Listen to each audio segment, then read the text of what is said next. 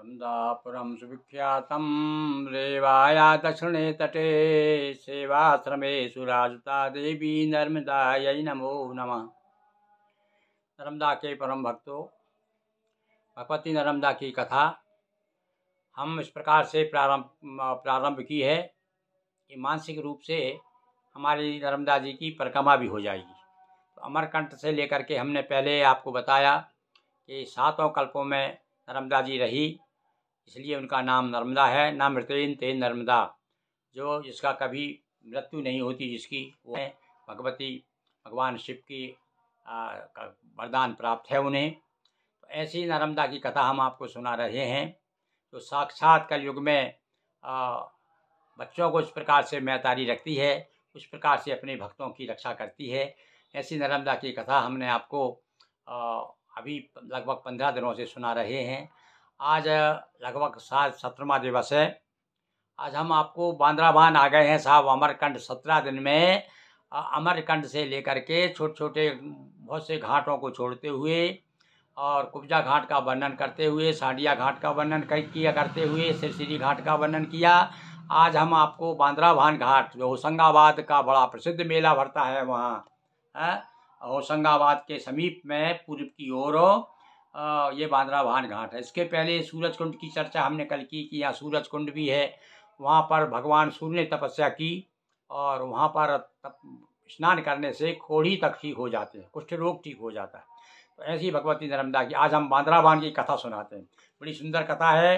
बांद्राभान यानी यहाँ पर एक राजा बंदर हो गया था श्राप के कारण, और जब नर्मदा जी की उसने तपस्या की तो उसको अपदेह से मुक्ति प्राप्त हुई। तो ऐसे बांदर भालू की कथा सुनिए आप।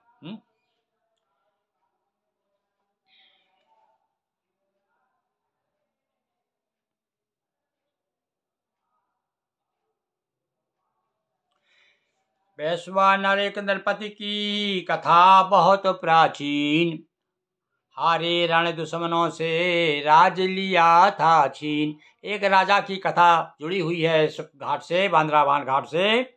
मंदराचल पर्वत पर आया, राज प्राप्ति हित तप रन लाया। इसी बीच नारद मुनि आए, राजपाट को व्यर्थ बताए। आत्मज्ञान ही संपत्ति जानो, राजपाट इसको ही मानो। चंचल मति नृपय के ना मानी, और इसने कहा वरे अभिमानी। चंचल चंचलता में खोजा, साप दिया तू वानर हो जा। नारद जी के श्राप से वह राजा बंदर हो गया, क्योंकि नारद जी ने उसे आत्मज्ञान देना चाहा। वो तपस्या करने के लिए मंदराचल पर्वत पर पहुंचा था और इस बीच नारद जी आ गए। तो नारद जी कई बार काम बिगाड़ भी देते हैं, बना भी देते हैं। नारद जी ने उसके आत्मज्ञान के लिए, आत्मकल्याण के लिए उपदेश देना शुरू किया, किंतु उसका मन चंचल था, इसलिए इधर उधर बहक रहा था। वो नारद जी नाराज हो गए। अरे बोले मूर्खो, तू तो बंदर की तरह, तेरा मन इधर उधर बहक रहा है, मेरे काम की बात नहीं सुन रहा, जा तू बंदर ही हो जा। अब चंचल दीन हुआ नृप विनय बहुत की, तब नारद ने विनती सुन ली। अब तो औंधा पड़ गया और प्रार्थना करने लगा नारद जी के। क्या लगा, महाराज बड़ी गलती हो गई, क्षमा कीजिए। अब एक राजा को बंदर कब तक बना के रखेंगे आप, ऐसी कृपा करिए कि इस मुक्ति मुझे मिल जाए। तब उन्होंने कहा, यहाँ कीने आ हे राजन, रेवा तट जाओ, रेवा तट से ध्यान लगाओ। अब कहा नारद जी ने कि एक जगह मुक्ति है तुम्हारी, कहाँ, नर्मदा जी के किनारे जाइए। तो वो कहाँ आया, बांद्राभान आया वो राजा बंदर के रूप में, और वहाँ आकर के वो कहा, यहाँ की नया नृपति तपस्या हुई, शाप की दूर समस्या। सारी समस्या दूर हो गई उसकी, और यहाँ से वो वानर से मनुष्य हो गया। नर्मदा जी की ऐसी कृपा है। ये आप याद रख लीजिए, राजा का नाम वैश्वानर नाम का राजा, और इसे नारद जी का श्राप प्राप्त हुआ था। तबा नदी अरु नर्मदा संगम सुबह स्थान, बानर भालू तीर्थ यह हुआ बांद्राभान। बोलिए नर्मदा मैया की जय। बड़ी सुंदर कथा, छोटी छोटी कथाएं सुना रहा हूँ भाई मैं। 5-5, 10-10 मिनट की कथा है हमारी ये है। आपको पूरी नर्मदा जी कथा घाट ले चलेंगे। अब अपने बांद्राभान आ गए, और बांद्राभान मैंने कथा सुना दी। इसके पहले की कथा देखिए आगे पीछे की कथा है। ये कथा जो है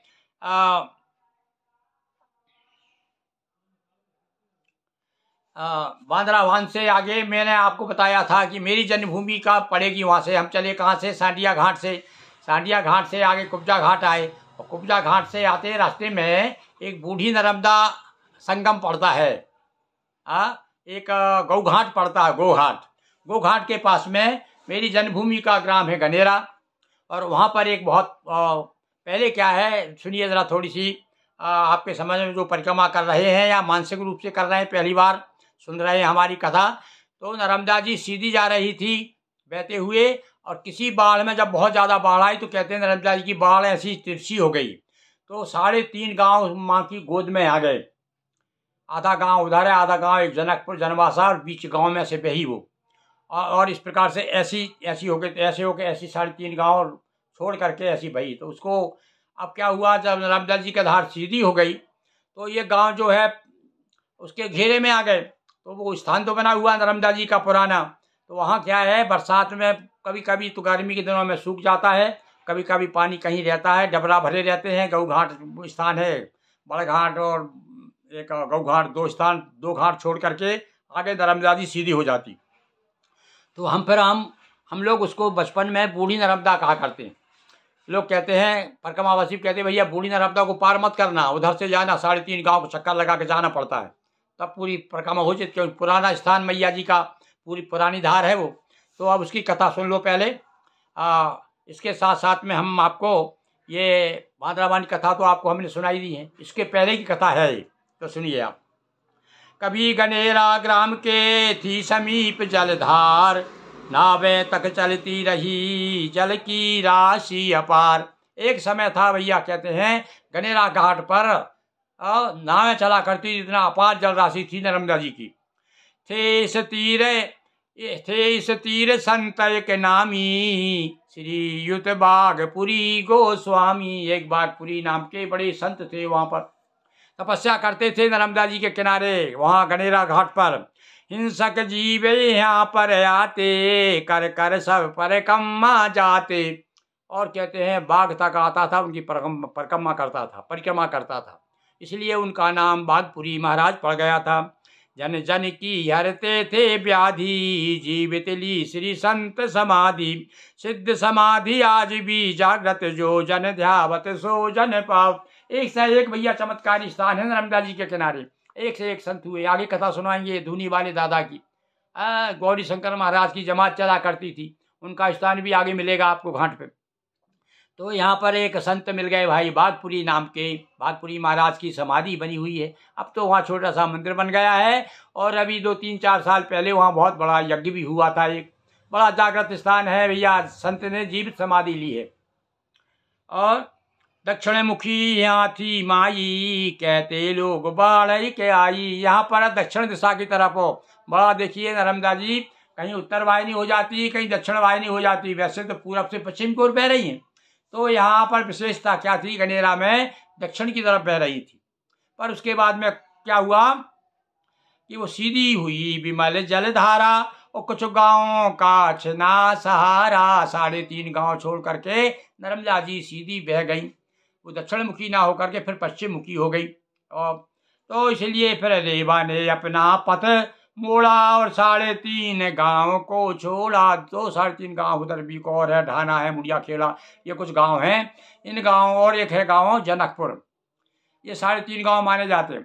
तो ये 3.5 गांव के बीच में से ऐसे ही पहले ऐसी बहती थी नर्मदा जी, इस प्रकार से जाती थी, अब सीधी हो गई। तो सूखी धार से सह खाई, तब से महाबूढ़ी कहलाई। धार सूख गई है, अब खाई रह गई है केवल। अब कहीं कहीं पानी भरा रहता है, बरसात में वो पानी पूरा पूरा बाढ़ आ जाती है भाई।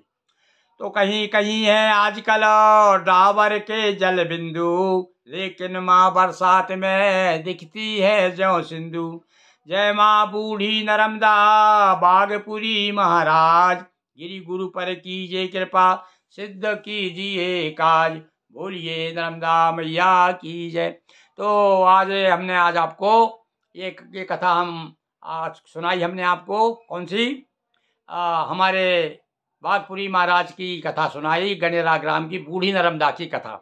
तो इस कथा का आज शीर्षक क्या रहेगा? बूढ़ी नर्मदा की कथा। तो इसी प्रकार से हम रोज एक एक कथा, एक एक घाट की कथा आपको सुनाते जा रहे हैं। बोलिए नर्मदा मैया की जय।